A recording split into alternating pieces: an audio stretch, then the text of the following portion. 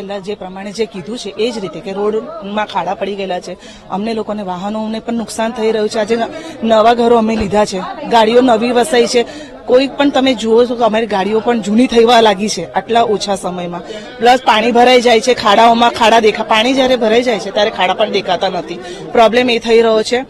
સાપ ને એ તો અમારા માટે નોર્મલ થઈ ગયા છે કે નીકળે છે અહીંયા, એટલા લાઇટોના લીધે અંધારામાં ખબર પડતી નથી. ઘણી વખત એવો થાય છે કે કોઈને કોઈ આવી જાય છે કે દર વખતે કોઈ બચાવવા નહીં આવે કોઈ છોકરાને.